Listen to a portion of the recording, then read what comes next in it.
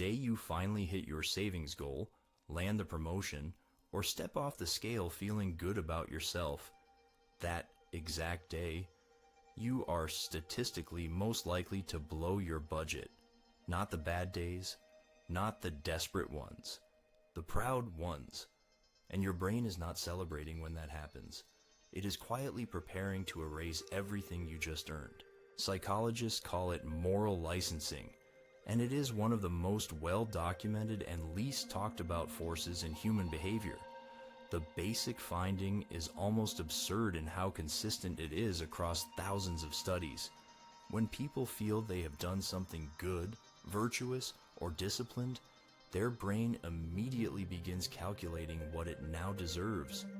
Restraint generates an internal debt, and the brain always tries to collect. In one foundational study, participants who were told they had made an ethical choice early in a task were significantly more likely to cheat in a follow-up task than those given no such positive feedback. They were not worse people. They were licensed people. Their good act had created a mental permission slip for the bad one that came after. The sequence was almost automatic. Now bring that into your financial life. You spend 2 weeks eating at home instead of restaurants. You feel proud, legitimately, justifiably proud. That pride, that swelling sense of discipline is not neutral. It is metabolically active inside your brain. It is building pressure. And the moment you walk past something you want, the mental negotiation is already half won before it starts.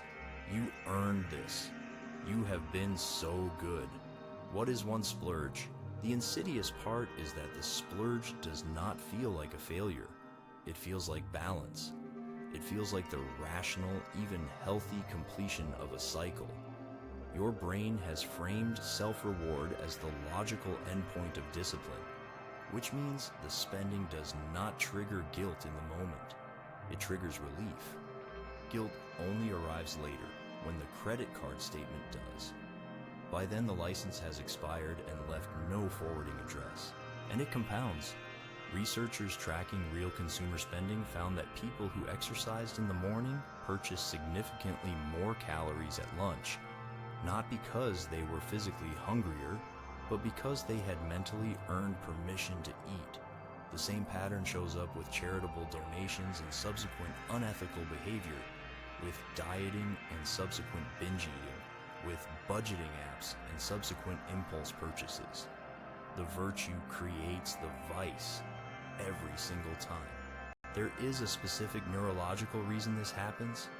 When you accomplish something and feel proud, your brain releases dopamine, the same reward chemical triggered by buying something new. In a very real sense, pride and shopping create the same internal sensation. So when pride fades, as it always does, your brain knows exactly where to go to get that feeling back. The store, the app, the cart that has been sitting open in another tab. This is why the post-achievement period is financially the most dangerous stretch of time in anyone's life. After a promotion, after finishing a degree, after paying off a debt, after losing weight, the pride is real, but it is also a trigger. And nobody warns you about this because culturally we are obsessed with the achievement and completely silent about the vulnerability that lives on the other side of it. So what do you actually do with this? The research points to one intervention that works better than willpower: pre-commitment. Before you hit the milestone, decide what your reward will be. Set the boundary in advance, while your brain is still in discipline mode rather than licensing mode. The goal is not to eliminate reward. It is to define it before the dopamine rush tells you that everything is on the table. Write it down. Put a specific number on it. Tell someone. These are not feel-good suggestions. They are documented friction points that interrupt the licensing mechanism. When your brain tries to negotiate on the day of success, you are not debating from scratch. You are referencing a contract you made with your calmer, earlier self. That earlier self is almost always smarter about money than your proudest self ever will be. The most dangerous lie your brain tells you is that you have finally earned the right to stop being careful. That discipline was the temporary state, and comfort is the real destination. But financial security is not a destination you arrive at and then relax inside. It is a practice, interrupted regularly by the very moments that feel most like proof that you have made it. The day you feel proudest of yourself is not a finish line. It is a test that does not announce itself as won.